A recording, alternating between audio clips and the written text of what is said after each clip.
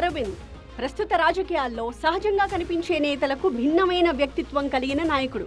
లౌక్యంతో కాకుండా తనకు నచ్చినట్టే ఉంటానంటారు ఎంపీ. ముక్కుసూటిగా మాట్లాడతారు. ఏదీ దాచుకోకుండా మనసులో మాట చెప్పేస్తారు. అది ఆయనకున్న ప్లస్ మైనస్ కూడా. ఎదుటి వాళ్లకు కోపం వచ్చినా సరే ఉన్నది ఉన్నట్టు చెప్తానంటారు. సొంత పార్టీ నేతలనైనా కడిగి పారేస్తారు. గెలిచే అవకాశాలున్నా తెలంగాణలో బీజేపీ అధికారంలోకి రాకపోవడానికి కారణం రాష్ట్ర పార్టీ నాయకత్వమేనని కుండ బద్దలు కొట్టారు అరవింద్. పార్టీ పగ్గాలప్పగిస్తే స్వీకరించడానికి సిద్ధమేనంటున్న నిజామాబాద్ బీజేపీ ఎంపీ ధర్మపురి అరవింద్తో ఈ వారం క్రాస్ ఫైర్.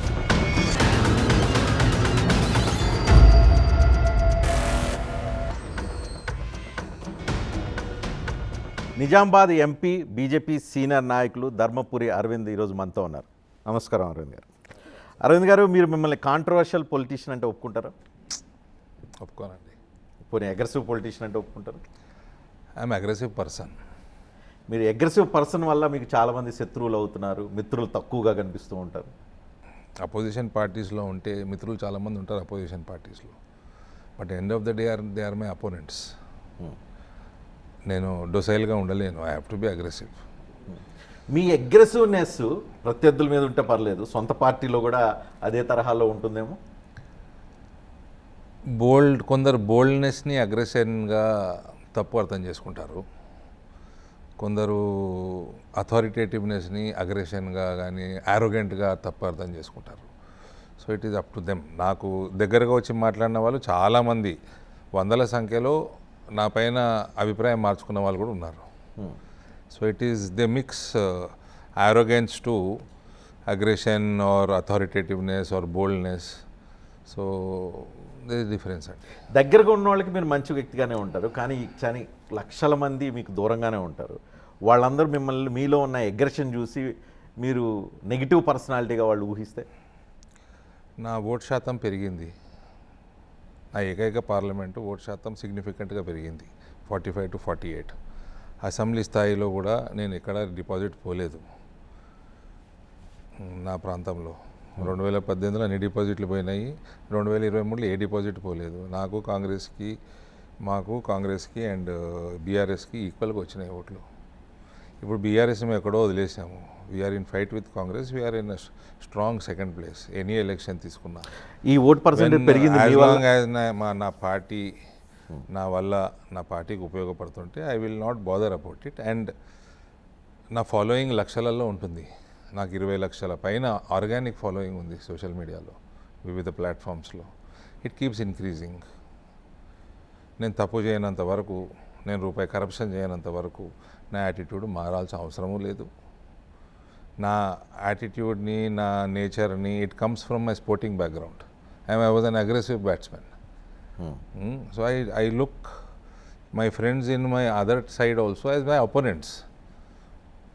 ప్లస్ నాకు పార్టీ ఎదుగుదలకి నేను ఒకటే క్వశ్చన్ అడుగుతాను రజనీకాంత్ గారు, భారతీయ జనతా పార్టీ బలంగా ఎక్కడుంది రాష్ట్రంలో? బలంగా ఉన్న 2-3 చోట్లలో నా ప్రాంతం ఒకటి ఉంది కదా. సో నా పార్టీ ఎదుగుదలకి అడ్డంగా ఎవరొచ్చినా కూడా, అన్నెసెసరీ టైం వేస్ట్ చేసినా కూడా, డీవియేట్ చేద్దాం అనుకున్నా కూడా, I will not tolerate much. I will try to make them understand. If not, I will ignore them and move ahead. So when I ignore them and move ahead, if they find it as arrogance, I can't do anything. I don't want to waste my time also. Okay, కానీ మీరు చెప్పిన దాంట్లో నాకు చాలా డెప్త్గా అనిపించింది. ఏ పాయింట్లో అంటే, ఈ రాష్ట్రంలో, తెలంగాణ రాష్ట్రంలో బీజేపీ ఎక్కడ ఉంది అని అంటున్నారు. మీరే బీయింగ్ ఏ బీజేపీ ఎంపీనే ఎక్కడుంది అనలా, చాలా 2 ప్రాంతాల్లో మాత్రమే ఉందని. మరి నేను అన్నట్టు మీరు అనకండి. నేను ఉన్న తెలంగాణలో బలంగా ఉన్న ప్రాంతాలలో 2-3 చోట్లలో నాది ఒకటి ఉంటుంది అన్న. సో 2-3 ప్రాంతాల్లో మాత్రం బీజేపీ బలంగా ఉందని అంటారు. Yes sir, Google will tell. Rajinikanth garu, Arvind Dharmapuri గారు చెప్పాల్సిన అవసరం లేదు, గూగుల్ చెప్తుంది. ఎందుకని బీజేపీ ఎదుగుదల, మీలాంటి నాయకులందరూ యువకులు ఉత్సాహంగా ఉన్నారు, బీజేపీ ఎందుకు ఎదగట్లేదు? It's not about BJP. బీఆర్ఎస్కి మొన్న 38 స్థానాలు వచ్చినాయి, అందులో 21 హైదరాబాద్ చుట్టుపక్కల వచ్చినాయి. బీఆర్ఎస్ కూడా వీక్ ఏరియాస్ ఉంటాయి, కాంగ్రెస్కి వీక్ ఏరియా. కాంగ్రెస్ బలంగా ఉండేది మీకు ఖమ్మం, నల్గొండ, మహబూబ్నగర్లో ఉంటుంది. నిజామాబాద్, ఆదిలాబాద్, జిహెచ్ఎంసీ ఏరియాలో కాంగ్రెస్ వీక్ ఉంటుంది. ఇట్ ఈస్ నాట్ అబౌట్, ఇప్పుడు భారతీయ జనతా పార్టీ ఉత్తర తెలంగాణలో ఉన్నంత బలంగా దక్షిణంలో లేదు. పెంచుకోవాలి ఇక్కడ. సో ఇట్ ఈస్ నథింగ్, ఇది రాకెట్ సైన్స్ కాదు ఇది. మనము ఏ పుస్తకం ఓపెన్ చేసినా, ఏ నెట్ ఏ సైట్ ఓపెన్ చేసినా తెలిసిపోతుంది. కానీ పాయింట్ ఏంటంటే దేశం మొత్తం బీజేపీ చలాయించుకోగలుగుతుంది, అధికారాన్ని పొందగలుగుతుంది. తెలంగాణలో మాత్రం అధికారం కనుచూపు మేరలో ఎక్కడ కనిపించలేదు, సుదూర దూరాల్లో కనిపిస్తుంది అని అంటున్నారు. నాకు దగ్గరగా నాకు లో హ్యాంగింగ్ ఫ్రూట్ అంటాను నేను. Telangana for BJP is a లో హ్యాంగింగ్ ఫ్రూట్. లో హ్యాంగింగ్ ఫ్రూట్ చేతికి ఎప్పుడు దక్కుతుంది? దాని ముహూర్తం ముందు కాబోలు. కానీ భారతీయ జనతా పార్టీకి 2 సీట్లు ఒకనప్పుడు జమానాలో 30 సంవత్సరాల క్రితం 2 సీట్లు ఉంటే 1 సీటు తెలంగాణ నుంచి ఉంది. అలాంటి భారతీయ జనతా పార్టీకి స్పేస్ ఉన్న తెలంగాణ, 20% ఓట్ బ్యాంకు సుదీర్ఘకాలం నుంచి ఉన్న తెలంగాణలో భారతీయ జనతా పార్టీ ఇక్కడ మాత్రం అధికారం రావటానికి మాత్రం చాలా కష్టపడాల్సి వస్తుంది. దీనికి కారణం బీజేపీ నాయకులే, తెలంగాణలో ఉన్న బీజేపీ నాయకులే అంటే ఒప్పుకుంటారు? నేను ఎస్ నోలో చెప్పను జవాబు. 2 వచ్చాయన్నారు కదా, ఒకటి గుజరాత్లో వచ్చింది, ఒకటి హనుమకొండంలో వచ్చింది, తెలంగాణలో వచ్చింది. గుజరాత్ బీజేపీ ఎక్కడ ఉంది, తెలంగాణ బీజేపీ నేను అడగాల్సింది మీరు నన్ను అడుగుతున్నారు, ఆ మాట నేను అడుగుతున్నాను. ఎక్కడ ఉంది ఇది అడగాల్సి చెప్పాల్సిన అవసరమే ఉందండి, కనబడుతూనే ఉంది కదా. అంటే నేను అంటున్నాను Bharatiya Janata Party local issue, it is the local problem, it is not national problem, it is local problem. Local leaders problem. ఎవరి ప్రాబ్లం? తెలంగాణలో 84లో ఉన్న 2 సీట్లలో జంగారెడ్డి గారు గెలిచినప్పుడు, అది కూడా నాకు తెలిసి పివి నరసింహరావు గారు ఓడగొట్టట్టున్నారు. గెలిచినప్పుడు పివి గారిని ఓడగొడితే it is a bigger victory than Gujarat Patel, ఆయన పేరు ఏదో ఉంది, ఆయన Keshavarao. It actually considered to be a bigger victory. ఎందుకు రాలేదు అన్నది బీజేపీ లోకల్ ఇష్యూ. బీజేపీ తెలంగాణ శాఖలో కుమ్ములాటలు, రాజకీయ విభేదాలు, ఉన్న 4-5 కూడా కొట్లాటలు, వీటి వల్లే భారతీయ జనతా పార్టీ తెలంగాణలో అధికారానికి ఆలోచించడానికి కూడా అవకాశం లేకుండా అయిపోయిందని అంటే అసలు సమస్య, అసలు దాని కారణమే కాదు. కుమ్ములాటలు ఎందులో ఉండవండి, ఏ పార్టీలో ఉండవు, అభిప్రాయ భేదాలు ఏ పార్టీలో ఉండవు. అయినా ఇక్కడ అంత పెద్ద గ్రూపు లీడర్లు, రాజశేఖర్ రెడ్డి తల తిప్పితే 50-60 మంది ఎమ్మెల్యేలు ఉండేవాళ్ళు, నేదురుమల్లి తిప్పితే, భాస్కర్ రెడ్డి తిప్పితే 20-30 మంది ఉండేవాళ్ళు. మా ఇక్కడ అంత పెద్ద నాయకులు అసలు ఎమ్మెల్యేలు ఎక్కడున్నారు? ఉన్న 6 నాయకులు 6 స్తంభాల ఆట ఆడుతున్నారని. అట్లేం లేదండి. నో నో 6 స్తంభాల ఆట లేదంటారా? నేను చెప్పనా, ధర్మపురి అరవింద్, మీతోనే మొదలు పెడతాను. ధర్మపురి అరవింద్, మహేష్ రెడ్డి, తర్వాత ఈటెల రాజేందర్, బండి సంజయ్, కిషన్ రెడ్డి, రామచంద్రరావు, ఇప్పుడు కొత్తగా అధ్యక్షుడు అయ్యాడు కాబట్టి, ఈ లక్ష్మణ్, 7 అయ్యారు. నా దృష్టిలో 7 అయ్యారు. 7 రకాల వైఖరులతో ముందుకెళ్ళటం వల్ల పార్టీ యూనిటీ అనేది లేకుండా పోయింది. తద్వారా పార్టీకి తెలంగాణలో అధికారం అనేది కనిపించడం లేదు. I don't agree sir, I don't agree. మరి ఎందుకు అధికారానికి వచ్చే దిశైన పనులు ఎందుకు చేయలేకపోతున్నారు? ఇప్పుడు చూడండి sir, I can't answer for entire Telangana. I'm confine to Nizamabad parliament by my party. నాకు పని చేయాలని ఉంటుండొచ్చు, కానీ మా పార్టీలో డిసిప్లిన్ ఉంటుంది, ఒక ప్రోటోకాల్ ఉంటుంది. నాకున్న ప్రోటోకాల్ పరిధి ఇది. అందులో నేను ఐఎమ్ నాట్ అవే ఫ్రమ్, నాకు 7 సీట్ల అసెంబ్లీ ఉంటే నేను పెద్ద దూరం ఏం లేను. నాకు 2% ఓటు కాంగ్రెస్ నుంచి, 2% ఓటు బీఆర్ఎస్ నుంచి లాక్కుంటే నేను ఆల్మోస్ట్ 7 5 గెలుస్తాను, 7 గెలుస్తాను. మీ పార్టీలో మిమ్మల్ని నిజామాబాద్కు పరిమితం చేశారా? అంటే as of today my jurisdiction is Nizamabad parliament. I can't work beyond. I can go. Party పని చెప్తే వెళ్తున్నాము. ఢిల్లీ ఎలక్షన్లో చెప్పారు, మహారాష్ట్ర నాందేడ్ జిల్లా ఇన్ఛార్జ్ ఇచ్చారు, ఢిల్లీలో 2 కీలక అసెంబ్లీ ఇచ్చారు, ఇక్కడ కూడా వేరే జిల్లాలలో పోయి ప్రోగ్రామ్స్ పెట్టామంటే వెళ్ళి వస్తూ ఉంటారు. పక్కనే ఉన్న జూబ్లీహిల్స్లో మాత్రం ఎన్నికల ప్రచారం చేయొద్దని చెప్పారా? వీలైనంత చేశాను. నేను పర్మిషన్ తీసుకున్నా. ఐ హ్యాడ్ సమ్ ఇష్యూ, పర్సనల్గా రాలేను. I did it on media and social media. So తెలంగాణలో భారతీయ జనతా పార్టీ ప్రభుత్వ వైఫల్యాలను ఎండగట్టడంలో వైఫల్యం చెందుతుంది. భారతీయ జనతా పార్టీ ప్రజా ఉద్యమాలు చేయడంలో వైఫల్యం చెందుతుంది. భారతీయ జనతా పార్టీ తెలంగాణలో శాఖల నిర్మాణం చేయడంలో, అంటే పార్టీ నిర్మాణం చేయడంలో వైఫల్యం చెందుతుంది. తద్వారా పార్టీలో యాక్టివ్గా పనిచేద్దాం అనుకున్న వాళ్ళు కూడా, మీలాంటి వాళ్ళు కూడా పరిమితం చేయబడుతూ ఉన్నారు అంటే ఒప్పుకుంటారా? సరే, 2 ఒప్పుకుంటాను, 2 ఒప్పుకోను. ఎస్, ఇక్కడ మనం ప్రభుత్వంలోకి రాలేదు ఇన్ని సంవత్సరాల నుంచి. ఇప్పుడు కూడా మనం థర్డ్ ప్లేస్లో ఉన్నాము. సో దీనికి కారణాలు ఏమున్నాయో మనం కనుక్కొని చేసుకోవాలి. కనుక్కోవటం కూడా పెద్ద పని కాదు. భారతీయ జనతా పార్టీ ఏ రకంగా ఎలక్షన్స్ కొట్లాడుతుంది, ఏ రకంగా గెలుస్తుంది అన్నది భారతీయ జనతా పార్టీ డామినేట్ చేస్తుంది వాళ్ళ దేశంలో. సో ఇక్కడ ఎందుకు చేయట్లేదు అంటే అక్కడ ఎట్లా చేస్తుందో దాన్ని కట్ పేస్ట్ చేసుకోండి. ఇక్కడ నేను అడుగుతున్నాను, ఎందుకు చేయలేకపోతున్నారు ఆ స్థాయిలో? భారతీయ జనతా Local పార్టీ అగ్రనాయకత్వం కూడా ఎందుకు నిర్లిప్తంగా ఉండాల్సిన పరిస్థితి వస్తుంది? Maybe local problem. It is definitely not national problem. ఈ లోకల్ ప్రాబ్లానికి మెయిన్ సూత్రధారి ఎవరు? సూత్రధారి అది నేను ఒక ఎంపీగా నేను చెప్పలేను. అది విశ్లేషణ చేయాల్సింది మా general secretary, national general secretary ఇన్ఛార్జులు, ఆ పైన వాళ్ళు. ఓకే. సో ఓకే, ఈ ప్రాబ్లంకి ఒక సొల్యూషన్ ఉండాలి. ఈ ప్రాబ్లంకి ఏం మంది వేస్తే ప్రాబ్లం సాల్వ్ అవుతుందని అనుకుంటున్నారు? అదే దట్ ఈస్ ఆర్థోడాక్స్ పాలిటిక్స్. పోనీ ఎవరిని, no rocket science, orthodox politics. Okay, ఎవరిని పక్కన పెడితే బాగుంటుంది, ఉన్న వాళ్ళని ఎవరిని తొలగిస్తే బాగుంటుంది, కొత్త వాళ్ళని ఎవరు తెస్తే బాగుంటుంది? అది సార్, అది మీరు మా పార్టీ నేషనల్ జనరల్ సెక్రటరీ ఆ పైన వాళ్ళని అడగాలి. ఎంపీని అడిగితే నాకు ఎట్లా తెలుస్తుంది సార్? వాళ్ళు ఇప్పుడు నా నియోజకవర్గంలో ఎవరిని పక్కన పెట్టాలి, ఎవరిని తీసుకురావాలి, ఏ పార్టీ నుంచి ఎవరు తీసుకురావాలి, కొత్తగా ఎవరిని తీసుకురావాలి, ఇది మేము చేసుకున్నాము. అక్కడ నా ఈక్వేషన్స్ నేను ఎట్లా చేసుకున్నాను, పార్టీని ఎట్లా ఒప్పించుకున్నాను, మా నడ్డగారిని ఎట్లా ఒప్పించుకున్నాను, మాకు వివిధ ప్రెసిడెంట్స్ కింద పనిచేశాను, వాళ్ళకి ఎట్లా ఒప్పించుకున్నాను అని నాకు తెలుసు. తెలంగాణ వ్యాప్తంగా చెప్పమంటే నేను ఎట్లా చెప్తాను sir? I did not work on Telangana, entire Telangana. మిమ్మల్ని పని చేయమని కూడా ఎవరు అడగట్లేదా? నేను పని చేయలేదు అంటే ఆబ్వియస్గా నాకు ఆ రెస్పాన్సిబిలిటీ లేదు. కానీ ఈ భారతీయ జనతా పార్టీ, కానీ ఒక నాయకుడు కొడుకుగా ఎవరైతే అధ్యక్షుడుగా ఉమ్మడి రాష్ట్రానికి ఉన్నాడో ఆయన కింద 2 సార్లు పనిచేసి ఆయన కోసం బ్యాక్గ్రౌండ్లో పనిచేసి, కాంగ్రెస్ పార్టీలో ఎన్నడూ నేను మెంబర్ని కాదు, let it be very clear, నేను ఎన్నడూ మెంబర్ కాను కూడా. అవగాహనతో చెప్తున్నా, చాలా ఈజీ ఇక్కడ గెలవటం. ఈజీ, చాలా ఈజీ సార్. దానికి ఏంటి? బ్రహ్మాండమైన public are waiting to vote for BJP. ఎందుకు? ఇప్పుడు ఏం చూసి పబ్లిక్ బీజేపీ వైపు 8 మంది ఎంపీలు గెలిచామా? మోడీ గారు దేశం వ్యాప్తం ఒకటే మోడీ గారు కదా. భారతీయ జనతా పార్టీ దేశవ్యాప్తం ఒకటే పార్టీ కదా. ఎక్కడైతే బలమైన అభ్యర్థులు తెచ్చిపెట్టుకున్నారో, who can market Narendra Modi, who can market Bharatiya Janata Party well, వాళ్ళు గెలిచారు. పబ్లిక్ వాళ్ళ ఓట్లు వేశారు. ఇప్పుడు ఉన్న 7 ఎంపీలు కూడా 2 ఉమ్మడి జిల్లాల నుంచి వస్తున్నారు. So maybe we marketed our party policy, Narendra Modi's governance well. So we need a good marketing manager, or in political language, a good candidate in every assembly segment. Every అసెంబ్లీలో ఇలాంటి క్యాండిడేట్ కావాలంటే good president కావాలనేదా మీ ఉద్దేశం? ఇది it's a team work sir.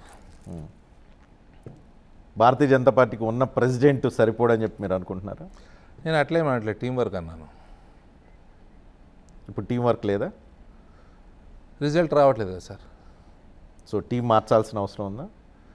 అది president గారు కానీ ఆయన పైన ఉన్న వాళ్ళని కానీ అడగాలి. కొత్త టీంని పక్క పార్టీలు ప్రెసిడెంట్ గారు కూడా వచ్చి 1 ఇయర్ కాలేదు ఆయన వచ్చి. మే 30కి 1 ఇయర్. కొత్త ప్రెసిడెంట్ మీలాంటి వాళ్ళందరూ సహకరించట్లేదంట కదా?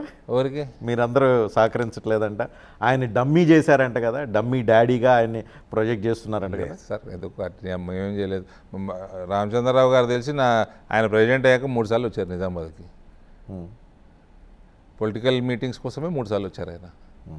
మున్సిపల్ ఎలక్షన్లలో కూడా ఈయన ఫస్ట్ మీటింగు, ఆయన లాస్ట్ మీటింగు ఎంటైర్ రాష్ట్రంలో. ఫస్ట్ మీటింగ్ మొదలుపెట్టింది జగిత్యాల నుంచి, ఎండ్ చేసింది ఇందూరు పట్టణంలో. ఫలితాలు అయితే రాలేదు అనుకుంటా కదా? నా ఫలితం ఐఎమ్ హ్యాపీ సార్. మేము డామినేట్ చేసాం. మళ్ళీ 43% ముస్లిం పాపులేషన్ ఉన్న మున్సిపల్ కార్పొరేషన్లో 28 గెలిచాం మేము. మీరు చాలా ఓపెన్గా మీ పార్టీ స్థితి గురించి చెప్తారు తెలంగాణలో. నేను అంటున్నాను, ఏం చెప్పట్లేదు సార్, వాస్తవం చెప్తున్నాను. ఏ పుస్తకం ఓపెన్ చేసినా, ఏ సైట్ నేను ఇంకొంచెం బోల్డ్గా ఓపెన్ చేస్తున్నాను, మీరు కూడా బోల్డ్గా మాట్లాడతారు కాబట్టి. తెలంగాణలో భారతీయ జనతా పార్టీ అధికారంలో రావటం కల్లా. ఎందుకనంటే ఈ నేల వామపక్ష భావజాలంతో కూడిన నేల, లెఫ్ట్ ఐడియాలజికల్ అప్రోచ్ ఉన్న ఈ నేలలో రైట్ వింగ్ పాలిటిక్స్ పనిచేయవు అనే వాళ్ళకి సమాధానం ఏం చెప్తారు? అదే రబిష్. ఇది ఎన్నడూ లెఫ్ట్ నెల కాదు ఇది. ఇవాళ నేషనలిజం ఈజ్ డామినేటింగ్. ప్రతి గ్రామ పల్లెటూరుకి వెళ్ళినా కూడా పీపుల్ ఓట్ ఫర్ నేషనలిజం. నేను కొద్దిగా డేటాబేస్ చేసుకుంటాను, ఒక సర్వేలు, నాకు కొద్దిగా స్టైల్ ఆఫ్ ఫంక్షనింగ్ కొద్దిగా సైంటిఫిక్గా ఉంటుంది. 2019 ఎలక్షన్లో నేను చేసుకున్న హోంవర్క్ 44% ఓటర్లు నేషనలిజం హిందుత్వానికి ఓట్లేశారు. 44%. అండ్ మై ఓట్ శాతం ఇన్ దట్ ఎలక్షన్ వాజ్ 45%. మరి ఇక్కడ కాంగ్రెస్ గెలిచింది తెలంగాణలో నేను నిజామాబాద్ పార్లమెంట్ చెప్తున్నా. పార్లమెంట్ వరకు. ఈ తెలంగాణ మొత్తం నేను ఎందుకు సర్వే చెప్పిస్తాను sir. Nizamabad parliament. Okay. And that has increased significantly now. It will be somewhere between 55 to 60%. ఆ రెండు అంశాలే. లెఫ్ట్ భావాజాలాలు అన్నీ ఒక టైంలో ఉన్నాయి సార్. కరీంనగర్లో సారీ ఉత్తర తెలంగాణలో okay, Karimnagar, Nizamabad, Adilabad okay.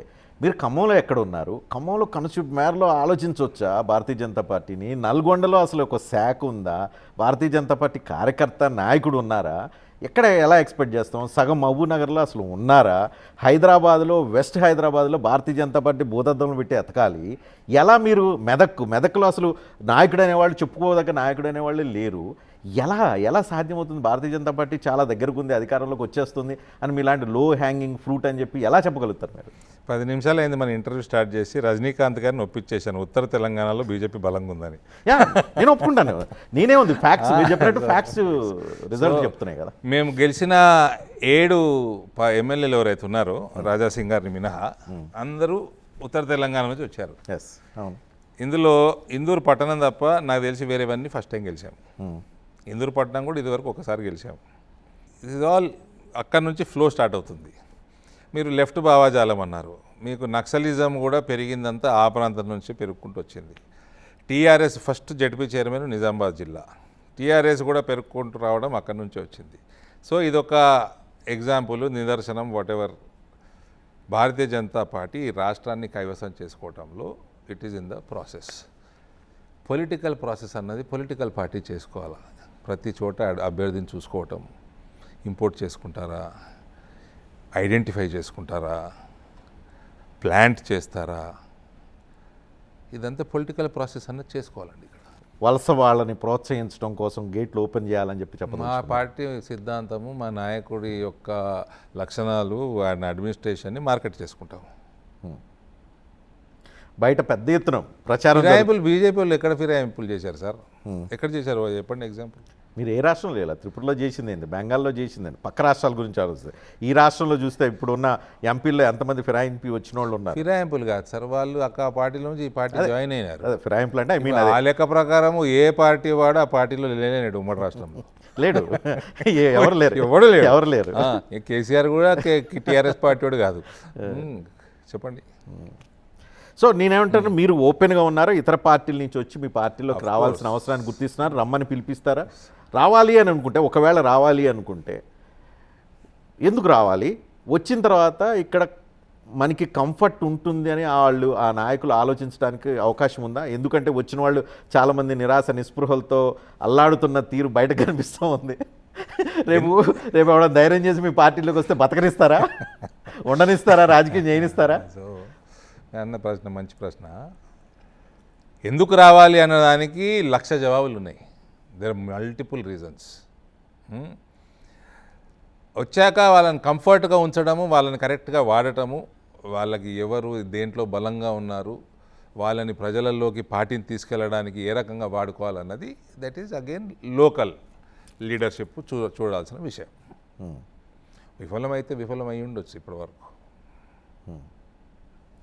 So ఇంకోటి పెద్ద ఎత్తున ప్రచారం ఉంది. బీఆర్ఎస్ నాయకులు, బీఆర్ఎస్లో అత్యంత దగ్గరగా, అత్యంత కేసీఆర్ కుటుంబానికి సంబంధించిన వ్యక్తుల్ని మీ పార్టీలోకి లాగాలని చెప్పి ప్రయత్నాలు జరుగుతున్నాయని వింటున్నాం. నిజమేనా? మీకు ఏమన్నా ఉప్పందిందా? ఇన్ఫర్మేషన్ అని చెప్పగలుగుతారా? 10 సంవత్సరాల నుంచి వింటున్నాం సార్. అదే 10 సంవత్సరాల నుంచి వింటున్నాం. అదే నిజమా అబద్ధం? అది నేనైతే ఒప్పుకోను. అదన్నీ ఒకటి మాటలే. అవకాశం లేదా, లేకపోతే అవసరం లేదా? నా లెక్క ప్రకారం ప్రాక్టికల్గా అయితే అవసరం లేదు. ఒక్క నాయకుడిని పట్టుకొని రావటం అన్నది అవసరం లేదు. You work on every constituency individually. ఒక నాయకుడు బీఆర్ఎస్ నుంచి ఒక నాయకుడిని తెచ్చేస్తే మొత్తం గెలిచేస్తామన్న సీన్ ఎవరికి లేదాడ. కేసీఆర్ గారు ఓకే అయిపోయింది, it's over. KCR is 72, 73. He was ఈ రాష్ట్రంలో ఆల్మోస్ట్ 90% మంది ఆయనను అప్రిషియేట్ చేశారు, ఫాలో చేశారు 2014 తర్వాత. దాని తర్వాత ఫాలో చేసిన అందరూ దాంట్లో 90% అన్ఫాలో కూడా చేశారు. Keep him aside.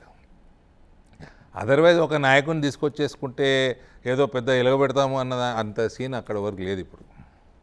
You have to work on every segment. Okay, బీజేపీలో అందరినీ ఏకతాటిపై నడిపి ఐక్యంగా ఉంచగలిగే నాయకులు ఉన్నారా? లేదు అనుకుంటే బయట నుంచి అలాంటి నాయకత్వం అవసరమా, లేదంటే ఢిల్లీ నుంచి అలాంటి నాయకత్వం వచ్చి ఈ పని చేయాల్సిన అవసరం ఉందా? సార్ అట్లా ఏ రాష్ట్రంలో ఉండదండి. ఇక్కడికి వచ్చి రాజకీయం చేయటం భారతీయ జనతా పార్టీకి ఏమి కొత్త ఏం కాదు. ఈ దేశంలో ఇన్ని రాష్ట్రాలలో ఉన్నాయి. నడిపించేవాడు ఇప్పుడు ఒకప్పుడు 2004లో గులాం నబీ ఆజాద్ వచ్చి కాంగ్రెస్లో బలమైన గ్రూపులు ఉండేవి. అప్పుడు అందరినీ బెత్తం పట్టుకున్నాడు అంటారా ఏమంటారో తెలియదు, అందరిని బస్ ఎక్కించాడు కదా, ఒక యూనిఫైడ్ ఫేస్ చూపించారు కదా. Process of orthodox politics sir. సరే, ట్రెడిషనల్ పాలిటిక్స్ అంటారు, ఇంకో పాలిటిక్స్ అంటారు, పక్కన పెడితే మీరు నమ్ముతున్నారా తెలంగాణలో కాంగ్రెస్కి ఆల్టర్నేట్ బీజేపీ అని? పబ్లిక్ ఒపీనియన్ తీసుకుంటే opinion, not voting, but opinion తీసుకుంటే majority of the people want BJP ప్రభుత్వం ఇన్ తెలంగాణ. బీఆర్ఎస్ని వద్దని, కేసీఆర్ని వద్దని ఎందుకు బీజేపీ వైపు కేసీఆర్కి చూడాలి? ఇచ్చారు కదా సార్, 10 సంవత్సరాలు ఇచ్చారు కదా. కేసీఆర్ చూసుకున్నారు కదా, 10 సంవత్సరాలు రిజెక్ట్ చేశారు. రిజెక్ట్ చేసే సమయంలో ఆల్టర్నేట్ బీజేపీగా బీజేపీ ఎమర్జ్ కాకపోవడమే కాంగ్రెస్ అదృష్టం. ఏ ఎలక్షన్ గెలవలేదు కాంగ్రెస్, బీఆర్ఎస్ జనరల్ ఎలక్షన్ గెలిచింది. జనరల్ ఎలక్షన్ గెలిచింది. అది it's wonder. It's a wonder, that's what I'm saying. నేను అంటున్నాను, బీఆర్ఎస్లో చూస్తే కేసీఆర్ ఉన్నారు, కాంగ్రెస్లో చూస్తే రేవంత్ రెడ్డి ఉన్నారు, బీజేపీలో ఎవరిని చూడాలి? చాలామంది ఉన్నారు. ఒక పేరు చెప్పండి. చాలామంది ఉన్నారు. ఒక పేరు చెప్పండి. రేవంత్ కింద పనిచేయడానికి సగానికి పైన క్యాబినెటే ఇష్టం లేదు, కష్టంతో పనిచేస్తున్నారు. It is not about this. నేను చెప్తున్నా కదా, there is a system. Narendra Modi కాదు అందరూ, మోడీ గారిని చూసి భారతీయ జనతా పార్టీ ఓటు శాతం పెరిగింది, డెఫినెట్గా పెరిగింది. కానీ ప్రతి రాష్ట్రంలో అట్లాంటి ఫేస్ అన్నది ఎక్కడ లేదండి. ఫేస్ క్రియేట్ అవుద్ది అడ్మినిస్ట్రేటివ్ స్కిల్ వరకు. మీరు ముఖ్యమంత్రి స్థాయి నాయకుడిని ఎన్నుకోవాలి, అడ్మినిస్ట్రేటివ్ స్కిల్ వరకు ఉంది, ఎక్స్పీరియన్స్ వరకు ఉంది, దానికి తగ్గ చదువు కానీ బ్యాక్ క్వాలిఫికేషన్స్ కానీ ఏమున్నాయి అన్నది హైకమాండ్ నిర్ణయిస్తుంది. ఫేస్ పెట్టి భారతీయ జనతా పార్టీ పోయి ఎలక్షన్ గెలిచిన రాష్ట్రాలు ఏం లేవండి. ఇప్పుడు మీరు పెద్ద పెద్ద ముఖ్యమంత్రులు, బలమైన ముఖ్యమంత్రులు బీజేపీలో ఉన్న వాళ్ళు కూడా ఎలక్షన్లు అయ్యాక ముఖ్యమంత్రులు అయ్యారు. We go on Modi's face. తెలంగాణలో Modi's face we go on our ideology. Oh yes. 8 మంది ఎంపీలు ఎట్ట గెలిచారండి? 8 మంది గెలవటం వేరు, రేపు 16 మంది గెలవటం వేరు. నేను ఎంఐఎం తీసేశాను, హైదరాబాద్ తీసి 16 చెప్తున్నాను. బెటర్, ముందే తీయటం better. So that is the process from Modi. మీకు కరెక్ట్గా మీకు ఐడియాలజీ, మన మేనిఫెస్టో అట్లా వచ్చుకుంటూ అభ్యర్థి కూడా equally important, according to me more important. నేనన్నా బీజేపీ ఐడియాలజీ అంటే జై శ్రీరామ్ నినాదమేనా? బీజేపీ ఐడియాలజీ అంటే నేషన్ ఫస్ట్ నినాదం. ఇక్కడ రూల్ చేస్తున్న పార్టీ కానీ, అంతకుముందు చేసిన పార్టీ కానీ కరప్షన్ ఫస్ట్ నినాదం కాదు, నేషన్ ఫస్ట్ నినాదం. ఎస్, వీ ఓన్ హిందుత్వ. ఈ దేశం విభజించబడింది, ఒక మత ప్రాతిపదికన విభజించబడింది. అట్లాంటప్పుడు హిందువులకి దేశం లేకుండా చేశారు. ఇవాళ ప్రపంచ స్థాయిలో ఎన్ని ఉంటాయి? 50 దేశాలు ఉంటాయి, ఎన్నో ఉంటాయి Islamic countries. Give me one peaceful Islamic democracy. You will hardly find one. Malaysia, Indonesia also is under disturbance. There is no one Islamic democracy which is peaceful. దానికి ముందు చూపుతో ఇక్కడ ఒక ఐడియాలజీని, అవేర్నెస్ని పెంచడం తప్పేం లేదు. మీకు విడిపోయిన 2 భాగాలు ఈ దేశం నుంచి 2 పీస్ఫుల్గా లేవు, 2 టెర్రరిస్టుల చేతుల్లో ఉన్నాయి. This is a scary moment. So ఆ కొద్ది ముందు చూపుతో ఇక్కడ జాగ్రత్త పడటం అన్నది ఏం తప్పు కాదు. అరవింద్ గారు, ప్రధానమంత్రి నరేంద్ర మోడీ రీసెంట్గా హైదరాబాద్ వచ్చి ఒక అఫీషియల్ మీటింగ్లోనే ముఖ్యమంత్రిని ఉద్దేశించి మేరేసే జోడో అన్నారు. దాని అర్థం ఒక్కొక్కరికి ఒక్కో రకంగా అర్థమైంది, మీకు ఇంకో రకంగా అర్థమైంది. మీరు ఆ అర్థం ఇటీవల చెప్పారు, దానికి ఒక పెద్ద వివాదం అయింది. మీరు దాని గురించి ఏం చెప్పదలుచుకున్నారు? నేను అర్థం చెప్పలేదు సార్. మోదీ గారు రేవంత్ మాట్లాడిన దానికి జవాబుగా మాట్లాడారు. రేవంత్ మాట్లాడుతూ మన్మోహన్ సింగ్ గుజరాత్కి డబ్బు ఇచ్చినంత మాకు మీరు ఇస్తే మేము కూడా ఎదుగుతాము అన్నాడు. దానికి మోదీ గారు చెప్తూ నేను ఆ డబ్బు ఇస్తే ఇప్పుడు ఇచ్చిన దాంట్లో సగం అయిపోతుంది అన్నాడు. అంటే మన్మోహన్ సింగ్ ఫస్ట్లీ డబ్బు ఇవ్వలేదన్నమాట, సరిపడంత డబ్బు ఇవ్వలేదు గుజరాత్కి. నెంబర్ 2, రేవంత్ గాలికి అడ్మినిస్ట్రేషన్ గాలిలో నడుస్తుంది, టైంపాస్ అవుతుంది అంతే. 2.5 సంవత్సరాలు అయిపోయింది, ఆయన చేసింది ఏం లేదు. నేను మీరు సమయం ఇస్తే నేను I will tell what Gujarat model is in 5 minutes. చెప్పండి. గుజరాత్లో ముఖ్యమంత్రి నరేంద్ర మోడీ టేక్ ఓవర్ చేసినప్పుడు ఐ థింక్ 2001 అక్టోబర్ ప్రాంతం, గుజరాత్లో చాలా బ్యాక్వర్డ్ ఏరియా, కరెంటు ఉండదు, అగ్రికల్చర్ సరిగా లేదు. చాలామంది గుజరాతీలు వచ్చి దేశంలో వివిధ పట్టణాల్లో సెటిల్ అయ్యారు. ఇక్కడ కూడా చాలామంది గుజరాతీలు ఉన్నారు. అసలు వెరీ బ్యాక్వర్డ్ ఏరియా. అట్లాంటిది ఒక అగ్రికల్చర్ పాలసీ తీసుకొచ్చాడు, ఒక పవర్ పాలసీ తీసుకొచ్చాడు, జ్యుడిషియరీని కూడా ఒప్పించి డైలీ ½ అన్ అవర్ కోర్టు సమయం పెంచారు, వీకెండ్ కోర్టు పెట్టారు. ట్యాక్సీ డ్రైవర్లకి, లేబర్కి డే టైంలో వాళ్ళు పని చేసుకోకపోతే వాళ్ళకి రాత్రి కూడు దొరకదని. రకరకాలుగా ఈ 75,000 కిలోమీటర్లు తీగలాగిండు, 54 లక్షల ట్రాన్స్ఫార్మర్లు పెట్టిండు, 23 లక్షల ఎలక్ట్రిక్ పోల్స్ పెట్టిండు.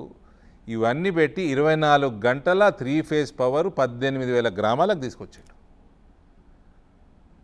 చిన్న చిన్న చెక్ డ్యామ్లు, రీఛార్జ్ బోర్వెల్స్, పెద్ద కాళేశ్వరం కట్టకుండా, అప్పులు తెచ్చుకొని కట్టకుండా గ్రౌండ్ వాటర్ సిగ్నిఫికెంట్గా పెంచిండు. మంచి పవర్ ఇచ్చిండు. ఎవరు అగ్రికల్చర్ వాళ్ళు చేసుకొని 9,000 కోట్ల ఇన్కమ్ ఉన్న అగ్రికల్చర్ని 34,000 కోట్లకు తీసుకొచ్చాడు. ఇదన్నీ 1000 days ప్రణాళిక, ఇదంతా సైమల్టేనియస్గా జరిగినాయి. రైతులకి లోన్స్ ఇచ్చిండు, ఇంట్రెస్ట్ ఫ్రీ లోన్స్ ఇచ్చిండు. రైతులకి రేట్లు వచ్చేటట్టు మార్కెట్ కనెక్టివిటీ తీసుకొచ్చిండు. ఎడ్యుకేషన్ ఫీల్డ్లోకి వెళ్తే 49% డ్రాప్ అవుట్ ఉన్న అమ్మాయిలది డ్రాప్ అవుట్ ఉన్న దాన్ని 3% తీసుకొచ్చారు. 28th పొజిషన్లో ఉన్న లిటరసీ రేట్ని థర్డ్ ప్లేస్కి తీసుకొచ్చాడు. This is all first term of Narendra Modi.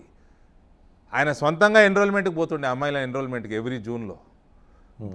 ఆయన మేజర్గా ఫస్ట్ 6వ తరగతి దాటిన అమ్మాయి బాత్రూములు లేకుండా స్కూళ్ళల్లో డ్రాప్ అవుట్ అవుతున్నారు.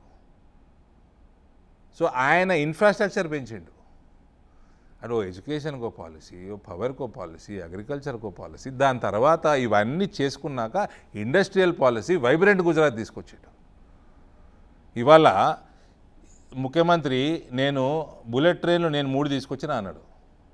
నేను కూడా మీ TV9 స్టూడియోకి ఇదే బుల్లెట్ ట్రైన్లో వచ్చిన, దీంట్లోనే వచ్చిన. ఇప్పుడు ఈయన తెలంగాణ రైజింగ్ గ్లోబల్ సమిట్ పెట్టిండండి. వీళ్ళు ఇచ్చిన డేటా ప్రకారమే చెప్తున్న, తెలంగాణ డేటా, గుజరాత్ డేటా నా దగ్గర ఉంది. వీళ్ళకి అండర్ విజన్ 2047 అంట 44 దేశాలు వచ్చినట్టు వీళ్ళు చెప్పుకున్నారు. 2024లో 10th edition of vibrant Gujarat అయింది. 140కి పైన దేశాలు అక్కడ పార్టిసిపేట్ అయినాయి. Official site of Telangana says 1000+ global delegates and 500+ companies. ఇది కూడా అబద్ధం, కానీ తెలంగాణ ఒఫీషియల్ సైట్ నిజం అనుకుందాం. వచ్చినట్టు reports mention over 2000 delegates. Reports mention over 61,000 delegates in Gujarat plus 140+ countries. Investment commitments and MOUs. ఇవి గ్రౌండ్ కావే, 90% 80% గ్రౌండ్ కావు. ఇందులో around 5.75 lakh crore investment commitments వచ్చినట్టు ఇక్కడ ప్రభుత్వం చెప్తుంది. 26.33 లక్షల కోట్లవి 2024 అని గుజరాత్ డేటా. అండ్ అక్కడ 90% పైన గ్రౌండ్ అయిపోయినాయి. ఓకే. ఇంకో MOUs, reports mention major MOUs across data centres, AI infrastructure, green energy, EVs etcetera. Exact total varies of by different source నుంచి తెచ్చుకునే ఇన్ఫర్మేషన్ ఇది. అక్కడ 41,299 ప్రాజెక్టులు వర్త్ 26.33 లక్షల కోట్లది ఆల్రెడీ అక్కడ ఇన్వెస్ట్మెంట్ వచ్చున్నాయండి 2024 ప్రకారం. అసలు కంపారిజన్ ఉందా? దీనికి ఇవాళ అన్ని లక్షల ఉద్యోగాలు జనరేట్ అయినాయి గుజరాత్లో. టోటల్ ప్రొహిబిషన్ ఉంటుంది గుజరాత్లో. మీకు పబ్బులు ఈ ఫారెన్ ఇవన్నీ 140 ఫారెన్ కంట్రీస్, వాళ్ళ ఆ కల్చర్ ఇక్కడ ఎంజాయ్ చేద్దామన్నా వీకెండ్స్ ఆ కల్చర్ ఉండదు గుజరాత్లో. ఎడ్యుకేషన్లో కూడా నాకు తెలిసి రెస్ట్రిక్షన్స్ ఉన్నాయి ఇంటర్నేషనల్ సిలబస్లో. అంత ఉండంగా he's done because of the foundation he created from 2002-2001. ఇవాళ రిజల్ట్ అది రిమోట్ కంట్రోల్లో నడుస్తుంది. అంటే గుజరాత్ గొప్ప, తెలంగాణ వెనకబడి ఉందనా మీరు చెప్పదలుచు? లేదండి, నేషన్ ఫస్ట్ పాలసీ అది మా పార్టీ పాలసీ, మా నాయకుల పాలసీ. కరప్షన్ ఫస్ట్ కాదు, ఏం చేస్తే అందులో పర్సంటేజ్ ఎక్కువ వస్తుంది. హౌసింగ్ ఉంది, ఈయన ఇవాళ మూసి ప్రక్షాళన అంటున్నాడు, కూలగొడుతున్నాడు కానీ కట్టిందేం లేదు. కట్టి పంపిస్తా అంటున్నాడు కానీ కూలగొడుతున్నాడు. కట్టింది ఒక్క దగ్గర ఒక ఫుటింగ్ పడిందండి.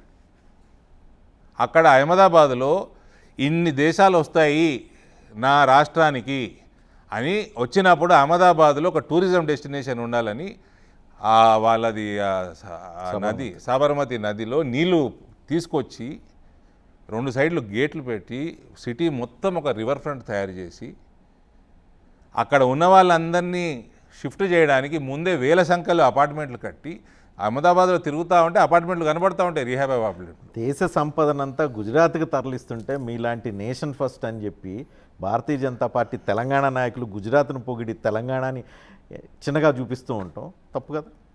మన్మోహన్ సింగ్ డబ్బులు ఇచ్చినంత మాకు ఇస్తే బాగుపడతామంటే మేము మీకు ఇచ్చే దాంట్లో సగం కూడా రాలేదు అప్పుడు, అది కూడా అన్నాడు.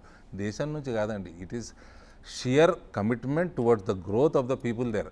ఫస్ట్ ఆయన ప్రధానమంత్రి దాంతో ఏమైందంటే మీరు చెప్తాను, power sector 3 phase power sector 18,000 గ్రామాలకు దిగానే గుజరాతీలు ఎవరైతే ఎక్సోడస్ బాంబేకి వెళ్తున్నారు, హైదరాబాద్ వెళ్తున్నారు, ఢిల్లీ వెళ్తున్నారు, ఇవన్నీ అయిపోయినాయండి.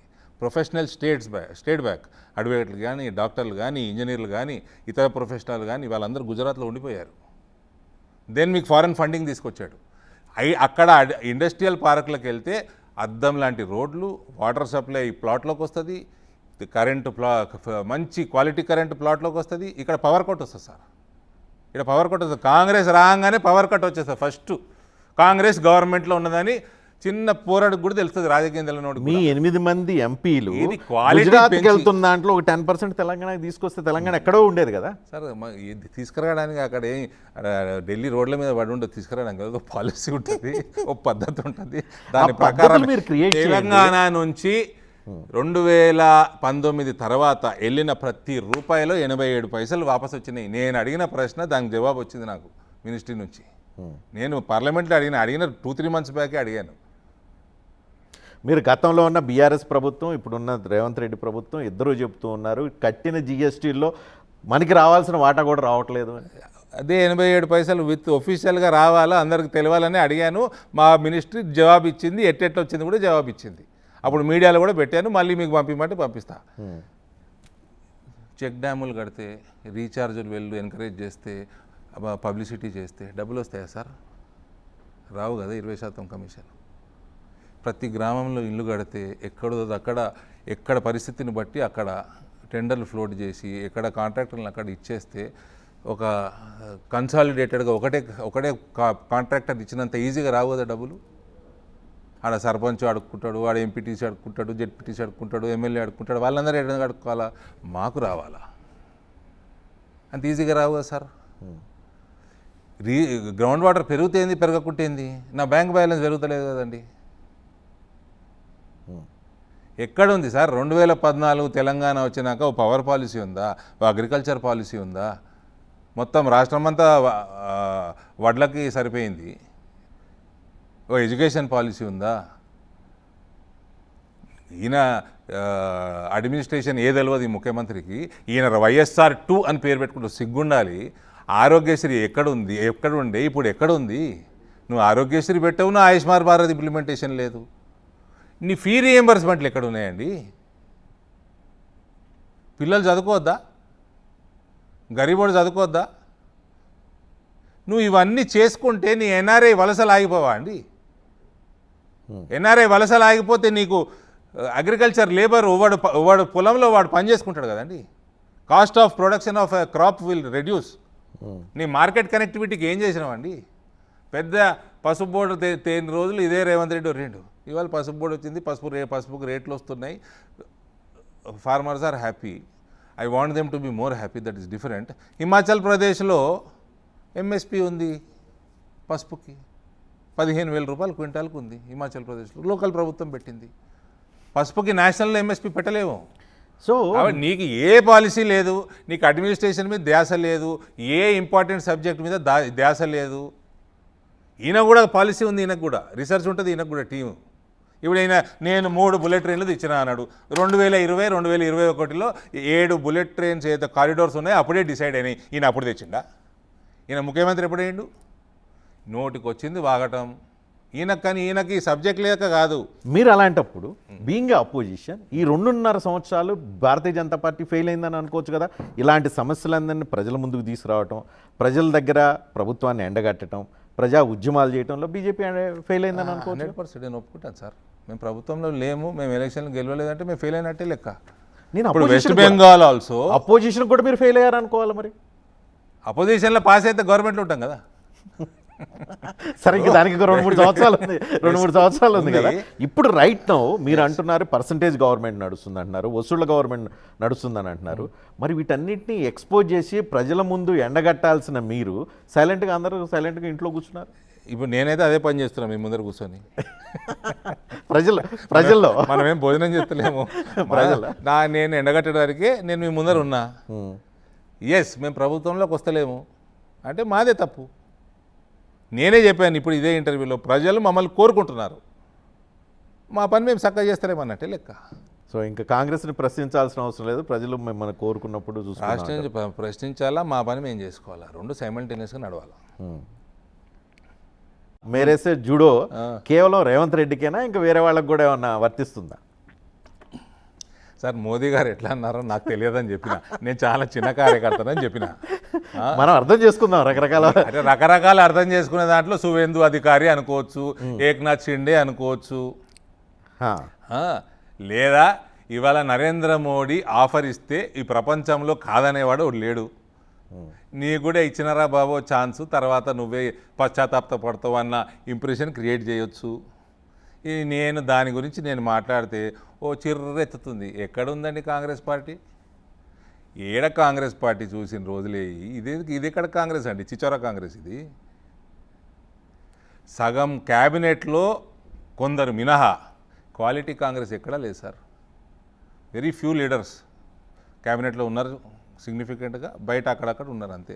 అదర్వైజ్ ఎక్కడ ఉందండి కాంగ్రెస్? మీ ముఖ్యమంత్రి కాంగ్రెస్ వాడు కాదు. 1 ఇయర్ బీజేపీ ఆర్థడాక్స్ పాలిటిక్స్ కరెక్ట్గా చేసుకుంటే ఎలక్షన్కి పోతే 80% సీట్లు గెలుస్తాం, 2/3 మెజార్టీ ఈజీగా గెలుస్తాం సార్ ఇక్కడ తెలంగాణలో. మీ పార్టీ అంతర్గత రాజకీయాల గురించి వద్దాం. మీకు బండి సంజయ్కి ఏంటి గొడవలు? ఏం గొడవ లేదండి. ఏముంది గొడవ? పక్కపక్క నియోజకవర్గాలు కరీంనగర్, నిజామాబాద్, మీ ఇద్దరి మధ్య వర్గ పోరాటం ఉంటుంది. మీరు బండి సంజయ్ మీద నిరంతరం కంప్లైంట్లు ఢిల్లీలో పెడుతూ ఉంటారు అని అంటారు, నిజమేనా? పక్క నియోజకవర్గంలో అంటే పర్సనల్లీ నాకున్న అడ్వాంటేజ్ అంటే రకరకాల లాంగ్వేజెస్లో ఐ కెన్ కమ్యూనికేట్. మా ఫాదర్ బ్యాక్గ్రౌండ్ ఉంది కాబట్టి నేషనల్ పాలిటిక్స్ తొందరగా అర్థం కావచ్చు. నాకున్న కమ్యూనికేషన్ స్కిల్తో మా ఇన్ఛార్జులు కానీ ఎవరున్నా కానీ పెద్ద నాయకులతోటి ఇంటరాక్షన్ ఎక్కువ ఉంటుంది. 2019లో బండి సంజయ్ గారికి టికెట్ ఇవ్వాలని రికమెండ్ చేసిన దాంట్లో one of them myself. Bandi Sanjay was a strong Karimnagar town candidate. ఎవరు బాగుంటుందని నన్ను అడిగిన వాళ్ళు ఉన్నారు. నేను సంజయ్ ఉంటే బాగుంటుంది, నాకు కూడా అడ్వాంటేజ్ అవుతుంది బలంగా ఉంటే పక్క నియోజకవర్గంలో చెప్పిన వ్యక్తుల్లో నేను ఒక్కడిని. బండి సంజయ్ ప్రెసిడెంట్ కావాలి, నన్ను చేయండి అంటే నీకు కుదరదు, నువ్వు మొన్ననే వచ్చినావు అని 2019లో అంటే బండి Sanjay was my second option clearly. ఇది గతం, ఇప్పుడు అంతా పరిస్థితులు మారిపోయినాయి అనేది ఆయన పని. బండి సంజయ్ని ఇదే మీరు ప్రెసిడెంట్గా మీరు గతంలో మీ వంతుగా మీరు రికమెండ్ చేశారు. ఇప్పుడు బండి సంజయ్ని తీసేయమని గతంలో కంప్లైంట్ చేసింది కూడా మీరే అని చెప్పని అంటూ ఉంటారు. తెలియదండి. ఇప్పుడు బండి సంజయ్ ఇంట్లో ఆయన కుమారుడు వివాదం వెనుక మీరు ఉన్నారని అంటూ ఉంటారు. నేను ఎందుకున్నాను సార్, నాకేం సంబంధం? ఈ మొత్తం ఆ బండి సంజయ్ కుమారుడు ఎవరైతే ఆ మహిళ ఉందో, ఒక అమ్మాయి ఉందో, ఆ అమ్మాయిని పోలీస్ స్టేషన్కి వెళ్ళి కంప్లైంట్ ఇచ్చేలాగా మీరు ప్రవోక్ చేశారని అంటూ ఉన్నారు. ఒప్పుకోరా? కరెక్ట్ కాదా? ఒప్పుకోరా? ఇంపాసిబుల్. మరి ఎందుకు ఇంత పెద్ద ప్రచారం జరుగుతుంది? విత్ ఇన్ ద పార్టీ జరుగుతుంది, బయట జరుగుతుంది. ప్రచారము ఇట్లా జరుగుతుందని కూడా తెలియదు నాకు. తెలీదా మీకు? తెలియదు నాకు. ఎందుకు మీరు జరుగుతుంది సార్? మొత్తం ఆ అమ్మాయి వెనక మొత్తం కథ నడిపించి బండి సంజయ్ని ఇరికించేశారని చెప్పి బయట ప్రచారం. అంటే ఇప్పుడు అది పాక్సో కేసు ఉంది, ఎక్కువ మాట్లాడడం కూడా సబబు కాదు. కరెక్ట్గా సబబు కాదు. నేను కేసు గురించి వాళ్ళు మాట్లాడలేదు. ఒక రిలేషన్షిప్లో ఉన్నట్టు మీ ఛానల్ ద్వారా తెలుసుకున్నా, మీ ఛానల్లోనే విన్నా. వాళ్ళు కలిసి ఎన్నో నెలలు నేను తిరుగుమన్నా. ఆ అమ్మాయి ఏజ్ తెలుసా నాకు, ఈ బాబు తెలుసా నాకు. ఇప్పుడు ఈ కేసు మొత్తం జరిగిన తర్వాత మీరు ఎప్పుడన్నా సలహా ఇవ్వటం కానీ మాట్లాడటం కానీ లేదు, ఈ మధ్య మాట్లాడలేదు. ఇంత సెన్సిటివ్ కేసు ఉన్నాక ఏం డిస్టర్బ్ చేస్తాం. బండి సంజయ్ తన కుమారుడు ఏదైతే ప్రాబ్లంలో ఉన్నారో ఒక మాట అన్నారు. ఆయన ఒక హనుమాన్ జయంతి ర్యాలీలో నాకు అగ్గి పెట్టారు, ఈ అగ్గితో మొత్తం అందరినీ భస్మం అయిపోయే అవకాశం ఉంది అని చెప్పని అన్నారు. ఆ కేటగిరీలో విత్ ఇన్ ద పార్టీని ఉద్దేశించి అన్నారా, తన ప్రత్యర్థులు పక్క పార్టీలో ఉన్న వాళ్ళని ఉద్దేశించి అన్నారా? ఎవరికి అర్థం కాల. మీరు డీకోడ్ చేయగలుగుతారా? నాకు కూడా అర్థం కాలేదు సార్. మీరు విన్నారా డైలాగ్? ఇట్లా మీ ఫార్వర్డ్లలో వచ్చింది. సో మీలాంటి వాళ్ళు మీద ఆయన ఉద్దేశించి కామెంట్ చేశాడని అనుకోవచ్చా? మాకు ఏం సంబంధం అండి? What have we got to do? రాజకీయంగా ప్రత్యర్థిగా బండి సంజయ్ని పక్కన పెట్టేస్తే ఆ అవకాశం మీకు దక్కుతుందని చెప్పి ఎవరో అనుకుంటున్నట్లు. ఏం అవకాశం దక్కుతుంది సార్? మంత్రి పదవి నుంచి ఆయన వెళ్ళిపోతే నెక్స్ట్ మంత్రి పదవి మీకు నేను I'm not a desperate politician. I'm not a desperate politician.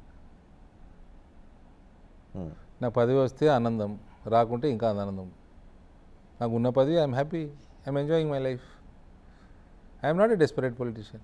You are not a desperate politician. మీరు ఈటెల, ధర్మపురి అరవింద్ అండ్ సంజయ్ మధ్య పచ్చగడ్డేసినా మండుతుంది అని చెప్పి బయట మీ పార్టీలోనే పెద్ద టాక్, బయట పార్టీలో కాదు, మీ పార్టీలోనే టాక్. మంట ఉన్నా చల్లారుతుంది. మీరు ముగ్గురు కలవకుండానే అగ్గి రాజేసుకుంటుందని. ఏదైనా ఉన్నా కూడా చల్లారిపోతుంది. అట్లేం లేదండి. I always supported Sanjay. Politically I always supported Sanjay. If required I support him also. Politically ఆయన తప్పు చేస్తే తప్పు చేస్తున్నావు అని చెప్పాను. నాగార్జున సాగర్ అభ్యర్థి తప్పు అని చెప్పాను బై ఎలక్షన్లో. మునుగోడులో మనము అసెంబ్లీ అదేంటి ఎమ్మెల్యేలు కొనటం అన్నది ఏదో వచ్చింది కదా ఫామ్ హౌస్ది, అది మనం మాట్లాడొద్దు, మనం లోకల్ ఇష్యూస్ మాట్లాడాలని అనేక మార్లు చెప్పాను. ఆయన తప్పు చేస్తే ఇది చేయకు, ఇది చేయమని చెప్పాను. ఆయనకు సపోర్ట్ చేశాను. పొలిటికల్లీ బీజేపీకి what ever is correct I will tell. వింటారా లేదా వాళ్ళ అధ్యక్షులు, వాళ్ళ పెద్ద నాయకులు, వాళ్ళ ఇష్టం అది. మునుగోడులో ఎట్టి పరిస్థితుల్లో నువ్వు కానీ ఎవరు కానీ మనం అది అజెండాలోకి తేవద్దు. మనము మునుగోడు ఇష్యూసే మాట్లాడాలి. అక్కడ డిగ్రీ కాలేజ్ ఏదో కాలేజ్ ఇష్యూ ఉండింది ఆ రోజులలో, 3-4 పెద్ద ఇష్యూస్ ఉండే అక్కడ, అదే మాట్లాడాలి. సో బండి సంజయ్ కుమారుడు ఎపిసోడ్ భారతీయ జనతా పార్టీకి తెలంగాణలో నష్టం కలిగిస్తుందని చెప్పి అనుకుంటున్నారా? Sir, this is a socially very sensitive case, high profile case. It is seriously sub judice. Neither you should ask Nar I should comment. నేను పాలిటిక్స్ అడుగుతున్నాను, నేను కేసు గురించి అడగట్లేదు. పాలిటిక్స్ మాట్లాడుకోవచ్చు, కేసు గురించి మాట్లాడితే సబ్జుడిస్ కావచ్చు, ఏమైనా కావచ్చు. I don't think so. పార్టీకి ఎఫెక్ట్. మీరు విత్ ఇన్ ద పార్టీలో Bandi Sanjay is part of party. Bandi Sanjay is not party. Bandi Sanjay is part of the party. Arvind is part of the party. He is not, neither I am entire party nor is entire party. పార్టీకి పెద్ద అంటుకుంటుందని నేను అనుకోను. Okay. So మీరు with in the party. And Bandi Sanjay is, I don't think is part of the case. Is not part of. Son is already major. Son major, son చేసిన దానికి తండ్రిగా ఆయన చేయగలిగింది ఏం లేదు. బట్ ఇట్స్ మోరల్గా కొంత రెస్పాన్సిబిలిటీ తీసుకోవడానికి అది ఎట్లా ఉంటుంది. నేనేమంటానంటే విత్ ఇన్ ద పార్టీలో Dharmapuri Arvind is big rebel. Dharmapuri Arvind ఈ మధ్యకాలంలో పార్టీలో ఉన్న కొంతమంది నాయకుల మీద కేంద్ర నాయకత్వానికి ఈమెయిల్స్ రాశారని చెప్పి ఫిర్యాదులు చేశారని, ఆ ఫిర్యాదుల మీద పెద్ద పంచాయతీ అయిందని. నిజమే? ఒక్కటి కూడా చేయలే. నేను ఈమెయిల్ పంపించే సంవత్సరాలు అయిపోయింది. పోనీ సంతకాల సేకరణ చేసి ఢిల్లీకి ఏమైనా కంప్లైంట్ ఇచ్చారా? లేదు, సున్నా. మరి ఇటు బయట ప్రచారం ఎందుకు జరుగుతుంది? లక్ష్మణ్కి మీకు మధ్య ఏదో వార్ నడుస్తుంది, కోల్డ్ వార్. ఆయన పార్లమెంటరీ పార్టీ నేత, మీరేదో మీ మీద ఆయన కంప్లైంట్ చేశాడని మీరు ఆయన మీద కంప్లైంట్ చేశారు. నా మీద ఏం కంప్లైంట్ చేశారు? ఆయన 69, నేను 49. ఏం కంప్లైంట్ చేశారు సార్? ఏజ్కి సంబంధం ఏముండదు ఏం కంప్లైంట్ కంప్లైంట్ చేస్తారు. చేస్తారు, నేనేం కంప్లైంట్ చేస్తా, ఆయన మీద ఏం నా పని నేను చేసుకుంటా ఉంటా. సో అంతేనంటారు, అంత సింపుల్గా ఏముంటుందండి కంప్లైంట్ చేయటం ఏముంటుందండి? ఇప్పుడు నేను ఇది ఎందుకు వస్తాయంటే సరే నా అరుణ్ సాగర్ ఎలక్షన్ వచ్చింది, నేను క్యాండిడేట్ తప్పన్నా, అది కంప్లైంట్ అంటే ఎట్లా? మునుగోడు స్ట్రాటజీ ఇది ఉండాలి అది ఉండకూడదు అన్న, అది కంప్లైంట్ కింద రాదు కదా సార్. అది అభిప్రాయ భేదాలు అంటారు దీన్ని. Difference of opinion is not a complaint. పసుపు బోర్డు మొత్తం వచ్చినట్లయినా ఇంకా పసుపు బోర్డు అద్దె భవనంలోనే ఉంది, పూర్తి స్థాయిలో గ్రౌండ్ కాలేదు అని చెప్పి ఒక కామెంట్ వినిపిస్తోంది సార్. ఇప్పుడు ఈ ప్రభుత్వం అంత పెద్ద బోర్డు అది అరవింద్ ఇచ్చిండా, మోడీ గారు ఇచ్చిండ్రా, ఏ ప్రభుత్వం ఇచ్చింది సెకండరీ సార్. 87 నుంచి రైతులు కొట్లాడుతున్నారు. అది వచ్చి సంవత్సరంన్నర అవుతుంది. మేము ల్యాండ్ అడుగుతుంటే ల్యాండ్ ఇవ్వట్లేదు, పర్మనెంట్ భవనం అంటే ఇంట్రెస్ట్ లేదా వీళ్ళకి? అది నా భయానిక, బీజేపీ భయానిక, నా ప్రాంతంలో వీళ్ళ ప్రాబ్లం ఏందో అర్థం కాదు నాకు. అటు కేంద్రీయ విద్యాలయం జగిత్యాల్ పనికిమాల రాజకీయాలన్నీ చేస్తూ ఉంటారు. మంచి బ్రహ్మాండమైన డే స్కాలర్ స్కూల్కి ఏది సూటబుల్ అది ఇవ్వకుండా ఏందో లేట్ చేస్తూ ఉన్నారు, అకాడమిక్ ఇయర్ వెళ్ళిపోతూ ఉంది. సో కేంద్రీయ విద్యాలయం కావచ్చు, నీకు పసుపు బోర్డు కావచ్చు, స్టేట్ గవర్నమెంట్ ఫెయిల్యూర్ అని అంటారు. ల్యాండ్ ఓవర్ ఇవ్వాలి సార్. ఇప్పుడు నేషనల్ బోర్డు ఇందూరు పట్టణానికి, ఇందూరు జిల్లాకి ఇచ్చి ఇందూరు పట్టణంలో ఆఫీస్ పెట్టుకుందామంటే ల్యాండ్ ఇయరా? ఆ ల్యాండ్ ఇవ్వకుండా పర్మనెంట్ బిల్డింగ్ వస్తే స్టాఫ్ పెరుగుతుంది, యాక్టివిటీ పెరుగుతుంది, ఒక పెద్ద స్థలం ఇవ్వాలి, రేపు రీసెర్చ్ వస్తుంది, రీసెర్చ్ యూనిట్ వస్తుంది, ఏదైనా రావచ్చు కదా. నిజామాబాద్ లోకల్ పాలిటిక్స్లో ఇప్పుడు మీకు ప్రత్యర్థి ఎవరు ప్రాపర్ ప్రత్యర్థి లేరు. సో కవిత మొన్నటి వరకు కల్వకుంట్ల కవిత ఉండేవాళ్ళు, ఆమె ఈ మధ్య ఎక్కడో మాట్లాడుతూ ఒక కామెంట్ చేశారు, నా పార్టీ వాళ్ళే నన్ను ఓడించారు అని చెప్పి. సో బీఆర్ఎస్ నాయకులు మిమ్మల్ని గెలిపించారా అక్కడ స్థానికంగా ఉన్నవాళ్ళు? స్థానికంగా ఉన్న వాళ్ళు అందరూ గెలిపించారు. బీఆర్ఎస్ వాళ్ళు గెలిపించుంటారు, ఏముంది? అంటే మీరు కాంగ్రెస్ బీఆర్ఎస్ వాళ్ళు కూడా మీకు స్థానికంగా మీకు సపోర్ట్ చేస్తున్నారు. ఇప్పుడు మోదీ గారి కోసం ఓటేసే వాళ్ళు ఉంటారు, బీజేపీ కోసం ఓటేసే వాళ్ళు ఉంటారు, హిందుత్వానికి వేసేవాళ్ళు ఉంటారు, జాతీయతా భావంకి వేసేవాళ్ళు ఉంటారు, అరవింద్ ధర్మపురి కోసం కూడా వేసేవాళ్ళు ఉంటారు. ఈవెన్ బీఆర్ఎస్లో ఉండి కవిత సపోర్టర్లుగా ఉండి కేసీఆర్ కుటుంబ సభ్యులకి కూడా కాదని మీకు సపోర్ట్ చేశారు. ఇప్పుడు ఆమె పోయి తిడతలేదా కేసీఆర్ని? కూతురు కదా, కన్న కూతురు కదా, తిడుతుంది కదా ఫాదర్ని. ఎందుకు తిడుతుంది? ఏమని ఏం చేసినా డాడీ కష్టాలే వాళ్ళ గుండె ఉంటాయి. హరీష్ ఒకటి ఇది జెన్యున్గా అయినట్టే తెలుసు నాకైతే. హరీష్ని పిలిచిండు కేసీఆర్ ఒకసారి, వీళ్ళిద్దరు కొట్లాడుకుంటారు, హరీష్ కేటీఆర్ బాగా పంచాయతీ నడుస్తుందని 2017-18 ప్రాంతంలో. ఏమరా హరీష్ సంపాదించుకున్నావా, బాగానే ఉన్నావా, ఏం చేస్తారో ఇదంతా సంపాదించుకుంటే నా కొడుకులకు ఇస్తా అన్నమాట, నేను కూడా అదే చేస్తున్నా పోరా అన్నమాట. ఇదంతా టీఆర్ఎస్ నేను సంపాదించింది, ఆ తర్వాత నా కొడుకు పోతాను ఇండైరెక్ట్గా చెప్పి పంపించాడు. ఏంటంటే ఎందుకు ఆమె తిడతలేదా? కేసీఆర్ ఎక్కడోడు? తెలుగుదేశం ఆయన, తెలుగుదేశం తిట్టలే, మామూలు మాటలు తిట్టలే, మామూలుగా తిట్టలే టీడీపీని, కుక్కలు నక్కలను కూడా తిట్టిండు. ఇక టీడీపీడు కదా. కేసీఆరే తిట్టినప్పుడు కన్నపాటిని, కవిత నచ్చకను ఆ పరిస్థితులు అప్పుడు టీఆర్ఎస్ నచ్చకను మాకు ఓటే తప్పేముందండి? సో మీరు కల్వకుంట్ల కుటుంబంతో మీకున్న వైరం ఏంటి? ఎందుకు వాళ్ళని తీవ్ర స్థాయిలో మీరు విభేదిస్తూ ఉంటారు, విమర్శిస్తూ ఉంటారు? దాడి చాలా తీవ్రంగా ఉంటుంది, మాటల దాడి. దాడి చేస్తే తీవ్రంగానే ఉండాలి, సున్నితంగా ఉంటుందా అండి దాడి? దాడి చేయడం ఎందుకు? దాడి చేస్తే తీవ్రంగా ఉండాలి. అంటే మీ దాడి ఎంత తీవ్రంగా ఉంటుందని అనడానికి మా టీము చిన్న వీడియో చేసింది, ఒక 30 సెకండ్ వీడియో. ఆ వీడియో చూడండి, వీడియో చూసిన తర్వాత మాట్లాడదాం. ముసలోడికి లాగుల మీద ప్రేమనే, ఇప్పుడున్న ముఖ్యమంత్రికి లాగుల మీద ప్రేమ. ఒక లాగుల తొండలంటాడు, ఇంకోటి లాగులు వాలిగేదాకా కొట్టాలంటాడు. ఈ కొడుకుకి బిడ్డకి వాపస్ అమెరికా పంపించి ఎయిర్ టికెట్లు కొని దరిద్రం వదిలిపోతుంది తెలంగాణ.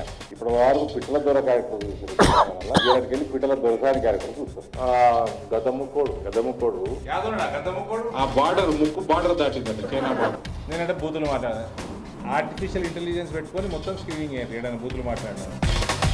సో మాటల తీవ్రత అంటే రకరకాల సందర్భాల్లో బిట్లు కట్ చేసి పెట్టాం. ఆ మాటల తీవ్రత చాలా సీరియస్గా, చాలా దాడి చాలా తీవ్రంగా ఉంటుంది.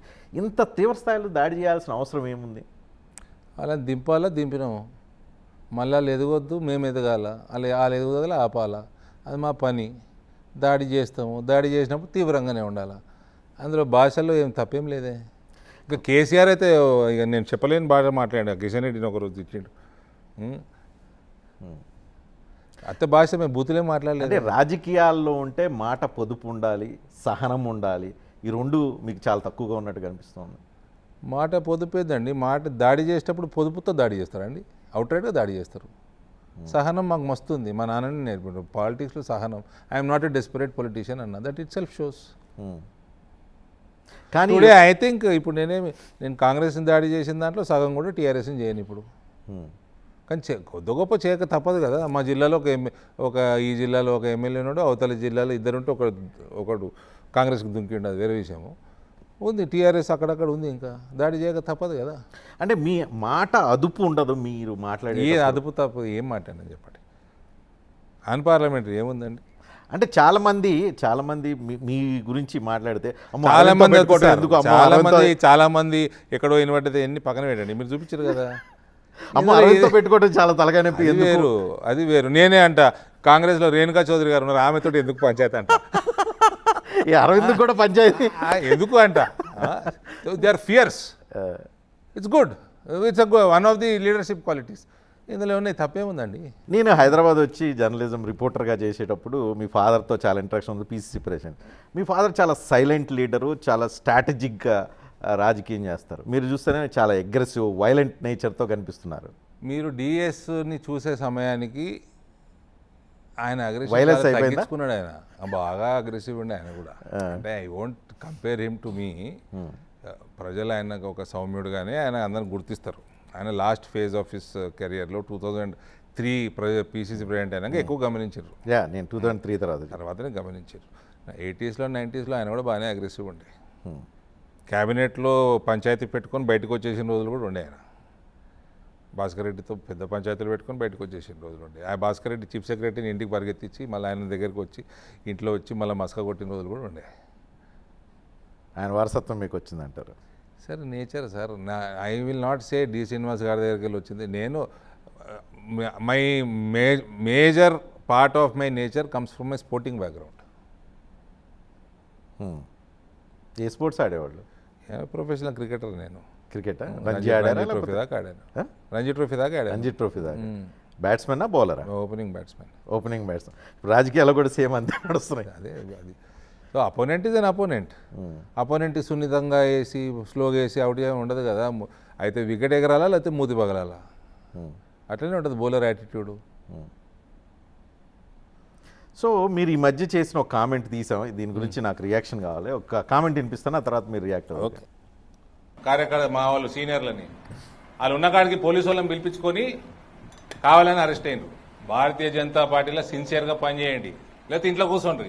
మిమ్మల్ని నోటి రోడ్డు మీద రాలే, స్లోగన్లు ఇవ్వడానికి కాదు, వీడియోలు ఉన్నాయి. పిలిపించుకోరు పోలీసు వాళ్ళని, పిలిపించుకొని వాళ్ళతో ముచ్చట పెట్టుకుంటా స్లోగన్లు ఇచ్చుకుంటా కార్లో కూర్చుంటారు వాళ్ళ కార్లో.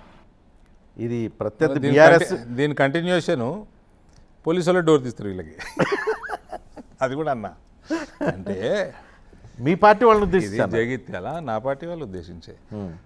ఎమ్మెల్యేకి ఫ్రెండ్లీగా ఉంటారు, రోజు ఎమ్మెల్యేకి హాజరిస్తారు. ఇవన్నీ నిజామాబాద్లో ఎప్పుడో కట్ చేసిన, అందుకే అరవింద్ని ఆరోగ్యంట్ అంటారు. ఇప్పుడు జగిత్యాల అదే పని పెట్టుకున్నా, ఇవన్నీ కత్తిరిస్తా. అవతల తర్వాత ఫస్ట్ ఇంట్లో ఉన్నవాడు వాడైతే సబటాజ్ చేస్తున్నాడు చూడు, వాడిని కత్తిరియాలి ఫస్ట్. ఆ వీడియో కూడా ఉంది నా దగ్గర. నేను చూపిస్తే బాగోదు అంతే, ఆల్రెడీ వైరల్ అవుతా ఉంది. దీనికి దాన్ని క్లబ్ చేసి చూపిస్తూ ఉన్నారు. సో నేను అంటాను, సేమ్ ఇది లోకల్ స్థాయిలో ఎమ్మెల్యేతో దోస్తే ఏందండి, అపోజిషన్ ఎమ్మెల్యేతో దోస్తే ఏంది మీకు? ఏం దోస్తి? ఆ పార్టీ జాయిన్ అయిపోయి ఇక్కడ ఉండి ఏం డ్రామాలు చేస్తున్నారు. I will not tolerate. దీన్ని ఆరోగ్యన్స్ అంటాడు, మరి వాడు ఏం చేయమంటారు చెప్పండి. మరి మీ పార్టీ ఎమ్మెల్యేలు కొంతమంది వెళ్ళి సీఎం మీటింగ్కి వెళ్ళి సీఎంను పొగుడుతున్న వాళ్ళు ఉన్నారు చాలామంది. సందర్భం బట్టి ఉంటుంది. ఇప్పుడు రేవంత్ మోడీ గారిని కూడా పొగిడారు, కేసీఆర్ మోడీని పొగిన రోజులు కూడా ఉన్నాయి. మా కేంద్ర మంత్రులు వచ్చేసి ఇక్కడ గవర్నమెంట్ పొగిన రోజులు ఉంటాయి. సందర్భం బట్టి ఉంటుంది. ఎవరైనా గెస్ట్గా పిలిస్తే తిట్టిపోతారా సార్? పొగిడే సో సందర్భం బట్టి ఉంటుంది. సో మీరు ధర్మపురి అరవింద్ గారు, మీరు తెలంగాణలో భారతీయ జనతా పార్టీకి ఏమన్నా రోడ్ మ్యాప్ మీ సైడ్ నుంచి ఏమన్నా మీ ఆలోచన, మీ రాజకీయ విజ్ఞానంతో, తర్వాత మీ ఫాదర్కు ఉన్న పొలిటికల్ అసోసియేషన్ కావచ్చు, మీ ఫాదర్కు ఉన్న పొలిటికల్ లెగసీ కావచ్చు, దీన్ని బేస్ చేసుకొని మీ దగ్గర ఏమైనా రోడ్ మ్యాప్ ఏమైనా కనిపిస్తుందా, ఏమైనా చెప్పగలుగుతారా తెలంగాణలో? 100% ఈజీ ఇక్కడ గెలవటం.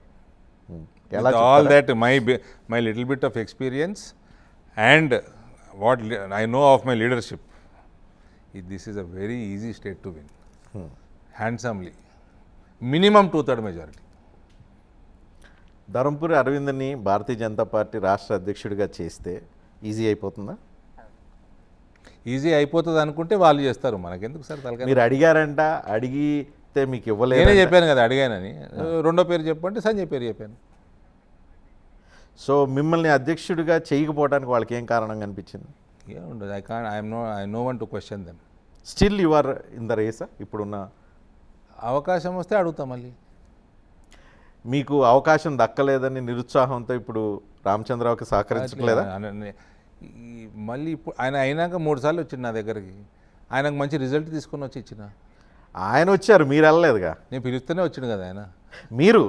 మీరు స్టేట్ పార్టీకి వెళ్ళి ఆయనకు సహకరించి ఆయనతో పాటు క్యారీ చేసి పార్టీ 100% ఆయన అడిగిందలే చేసిన. ఆయన ఎప్పుడెప్పుడు ఫోన్ చేస్తాడు, ఏం చేయమంటాడు అన్నీ చేసిన. మీ టార్గెట్ ఏముంటుంది పొలిటికల్గా? మీరు అగ్రెసివ్ పర్సన్ అంటున్నారు, నువ్వు అన్నిట్లో అగ్రెసివ్గా, రాజకీయాల్లో అగ్రెసివ్గా ఉండాలని మీరు ఓపెన్గా బోల్డ్గా చెప్తున్నారు. అదే అగ్రెషన్తో చెప్పండి, మీ టార్గెట్ ఏంటి పొలిటికల్గా? ఎక్కడ ఏం అచీవ్ చేయాలి? BJP everywhere sir, I want BJP everywhere. Only Khammam అన్నారు కదా, అక్కడ పోయి వర్క్ చేసి బీజేపీని తీసుకురావడం, దట్ ఈస్ మై ప్యాషన్. మా నాన్నగారు నేర్చుకున్నాం అది. నాకున్న ప్రేమ మా ఐడియాలజీ మీద. పొలిటికల్గా ఎట్లా చేయాలో మా నాన్నగారి దగ్గర నేర్చుకున్నాము. అరే ఆయన ఉన్నప్పుడు పార్టీ బలంగానే ఉండే, కానీ ఉన్న దాంట్లో బలంగా ఉన్నప్పుడు ఇంకో పంచాయతీ వస్తుంది, కాంపిటేటివ్నెస్ ఎక్కువ ఉంటుంది. అందులోంచి ఒక్కరిని చూస్ చేయాలి మీరు క్యాండిడేట్గా కానీ దేనికి కానీ. Different strategies, different level of standard of politics ఉంటుంది. మీ ఫాదర్ సీఎం అవ్వాలని అవ్వలేకపోయారు, మీరు సీఎం కావాలని ఎప్పటికైనా కోరుకుంటున్నారు? మా డాడీ సీఎం అవ్వాలన్న కోరిక ఆయనకు ఎప్పుడు లేకుండే. పార్టీ ప్రెసిడెంట్ అవ్వాలన్న కోరిక ఆయన ఫస్ట్ నుంచి ఉండే. సో మీ ఫాదర్కి లేదు, మీకన్నా ఆ కోరిక ఉందా? నాకు ఏం కోరికలు లేవు సార్. అయితే 49 ఏళ్ళే కదా సార్, ఇంక 20 ఏళ్ళు చేసేది ఉంది, ఏదో ఒకటి అవుతూ ఉంటాం, ఏముంది దాంట్లో. ఇంకా అంటే 20 ఏళ్ళలోనూ 30 ఏళ్ళలోనూ ఐ కావాలి. Want to enjoy everything what I do. నాకు ఏం ఉద్యోగం ఇస్తే I do it with passion. ఏమి ఇస్తారా ఏమి ఇయ్యారా నా చేతిలో లేదు కదా సార్. నాకు ఇది కావాలని డెస్పరేషన్ కూడా లేదు. కనీసం వెళ్ళి డిమాండ్ అన్నా, అడగటం అన్నా, రిక్వెస్ట్ అన్నా, ప్లాన్ అన్నా, సమస్య వచ్చినప్పుడు, ఇష్యూ వచ్చినప్పుడు అవకాశం ఉంటే చెప్తాము. సో ఇప్పుడు వాళ్ళు మీరు అనుకుంటున్న కొన్ని పోస్టులు ఉన్నాయి, నాకు నచ్చనివి కూడా ఉన్నాయి. అందులో ఏంటి నచ్చని? ఏంటి నచ్చని? బాగోదు చెప్తే నాకు పెద్ద ఎందుకురా అన్నట్టుంటుంది. సో నాకు డెస్పరేషన్ లేదు. నేనంటా మీరు ఇందాక తెలంగాణలో భారతీయ జనతా పార్టీ అన్ని ప్రాంతాల్లోకి వెళ్ళాలంటున్నాను. నేనంటున్నాను 2023 ఎన్నికల్లో భారతీయ జనతా పార్టీ బీసీ నినాదం తీసుకొని వెళ్ళింది, కానీ ప్రజలు యాక్సెప్ట్ చేయలే. ఎందుకంటే నెంబర్ ఎక్కువ రాలేదు కాబట్టి యాక్సెప్ట్ చేయలేదు అనుకోవాలి. సో బీసీ నినాదం తెలంగాణలో ఫెయిల్ అయింది అనుకుంటున్నాను. బీసీ నినాదం కోసం యాక్సెప్ట్ చేయలేదన్నా నేను. అసలు పార్టీ క్యాండిడేట్లే లేరండి. క్యాండిడేట్లు ఉండి వేరే అన్ని అట్మాస్ఫియర్ బ్రహ్మాండంగా ఉంటే అప్పుడు నినాదం దాకా పోతే అంత దూరం పోలే. సో నినాదం ఫెయిల్యూర్ కాదు. పర్సనలీ నేను కాస్ట్ బేస్డ్ చీఫ్ మినిస్టర్ ఉండాలా, ఈ కాస్ట్ నుంచే ఉండాలా, ఆ కాస్ట్నే ఉండాలా, క్యాండిడేట్ ఆ కాస్ట్ ఉండాలా, I'm against it. Whoever will administer well he should be as chief minister, whoever will win the election should be as the candidate. Cost come secondary. Social engineering చేయాల్సి వస్తుంది, తర్వాత చేద్దాం. 2028లో అన్న భారతీయ జనతా పార్టీ క్యాండిడేట్లు ఉంటారా ఈ స్టేట్లో, తెలంగాణలో? Easy sir, easy. West Bengal కంటే ఈజీ కదా, నార్త్ ఈస్ట్ స్టేట్స్ కంటే ఈజీ కదా. మామూలుగా అయితే రాజకీయంగా ఈజీ. భారతీయ జనతా పార్టీ ఇక్కడున్న పరిస్థితుల ప్రకారం చాలా కష్టం అనేది ఫీలింగ్. అది నా ఫీలింగ్ కాదు, ఢిల్లీ నాయకత్వం, మీ పార్టీ నాయకత్వం ఫీలింగ్ అనేది నా ఫీలింగ్. ఏమో సార్ తెలియదు, అది నాయకత్వమే చెప్పాలి. మీరు స్ట్రాటజిక్గా మాట్లాడకుండా సైలెంట్గా ఉంటున్నట్టున్నారు. నార్త్ ఈస్ట్ చేసిన వాళ్ళు, బెంగాల్ చేసిన వాళ్ళు, ఒరిస్సాలో చేసిన వాళ్ళకి That's what. ఇక్కడ చేయడము పెద్ద పని కాదు. బెంగాలు, అస్సాము, నీకు త్రిపుర లాంటి strong Arunachal. Anti BJP, Arunachal Pradesh anti Bengal, finally west Bengal, Orissa also. So anti BJP states ఏవైతే ఉన్నాయో అక్కడ క్రాక్ చేయగలిగారు, తెలంగాణ క్రాక్ చేయలేకపోయారు అని అంటే సారీ టు సో నీతో సహా అందరు నాయకత్వం వల్లే అని అంటే లోకల్ లోకల్ ఒప్పుకోక తప్పదు. Result shows. ఏం చేయాలి? మందేంటి, విరుగుడేంటి? ఏం చేస్తూనే ఉన్నారు కదా, అట్లాంటిది ఇక్కడ చేయాలి. వివిధ రాష్ట్రాల్లో చేసేది ఇక్కడ చేయాలి. ఈ మధ్య నేను రీసెంట్గా విన్నాను, ఢిల్లీ నాయకత్వం అమిత్ షా గారు ఆయన స్థానిక నాయకత్వానికి మీరు నెంబర్ 2 ప్లేస్కి రండి, 1లోకి తీసుకొచ్చే పూచి నాది అని చెప్పారంట. కనీసం ప్రస్తుతం అయితే 3లో ఉన్నట్టున్నారు, నెంబర్ 3లో ఉన్నారు. నెంబర్ 2లోకి రావాలి కదా. నేను నెంబర్ 2లో ఉన్నా, బలమైన నెంబర్ 2లో ఉన్నా. తెలంగాణ బీజేపీకి ఆశాకిరణం ఎవరు? పోనీ నరేంద్ర మోడీయే. ఈ మార్కెట్ మోడీ వెల్. లోకల్ ఆశాకిరణం ఎవరు? లోకల్ గీకలు ఉండదు సార్. లోకల్ అన్నీ ఆశాకిరణాలు. ఎవరు లోకల్ తెలంగాణని బాగు చేస్తాడో, ముందుకు తీసుకుపోతాడో ఆ తర్వాత నిర్ణయం. ఎలక్షన్కి గెలవాలి కదా ఫస్ట్. ఎలక్షన్లు గెలవడానికి లోకల్ అవసరంలే, మోడీ చాలు. సార్ 3-4 పేర్లు చెప్తాను, ఒకటి ఎవరు నన్ను చూజ్ చేయండి. కిషన్ రెడ్డి, ఈటెల రాజేందర్, బండి సంజయ్, ధర్మపురి అరవింద్. వీళ్ళలో ఎవరు నీ ఆశాకిరణంగా గుర్తించవచ్చు? ఆ చూజ్ చేసే బాధ్యత మీది, నాది కాదు సార్. నరేంద్ర అదే మోడీ పోనీ వాళ్ళదే బాధ్యత. మనం మాట్లాడుకోవడానికైనా అవకాశం ఉండాలి కదా. ధర్మపురి అరవింద్, సంజయ్, ఈటెల, కిషన్ రెడ్డి ఎవరు ఆశాకిరణం? మాట్లాడుకుంటే జవాబు ఇది. వాళ్ళు చూసేది, మనం కాదు sir. Face of the party ఎవరు? నరేంద్ర మోడీ. స్టేట్లో ఎవరు అవసరం లేదంటారు? అక్కర్లా, ఎక్కడ కూడా పెట్టలేదు, ఫేస్ పెట్టలేదు. స్టేట్లో ఏ స్టేట్లో పెట్టలేదు. సరే, anyhow thank you very much Arvind గారు. Thank you. అండ్ మీ తెలంగాణలో భారతీయ జనతా పార్టీ ఎదగాలని ఇంటికి కోరుకుంటున్నాను. వెళ్తున్నా బుల్లెట్ ట్రైన్లో. ఆ బుల్లెట్ రేవంత్ ట్రైన్ గారు తేవాల్సిన తెచ్చారు. బాధ్యత మీదే. రేవంత్ రెడ్డి తెచ్చింది ఇది. ఆ బుల్లెట్ ట్రైన్ తేవాల్సిన బాధ్యత మీదే. బుల్లెట్ ట్రైన్ ఇప్పటి వరకు దేశంలో తెస్తామన్నారు కానీ మీరు ఇప్పటి వరకు గ్రౌండ్ చేయలేదు. I was surprised. Bullet train policy వచ్చి హైదరాబాద్ అంటే emerging cities, one of the top notch emerging సిటీస్లో ఇది. అండ్ 2020-21లో ఫైనల్ డ్రాఫ్ట్ అయినప్పుడే was surprised. So technology wise చేసుకోవడం, పెంచడం అదంతా లాస్ట్ 5-6 years చేసి ఇవాళ వచ్చినాయి. ఇవాళ ఆయన తెచ్చి పెడితే అంత పెద్ద రీసెర్చ్ అయితే నేను తెచ్చినట్టు నేనా ఎన్ని తెచ్చిండు. Anyhow and best of luck and thank you very much Arvind గారు. Thank you.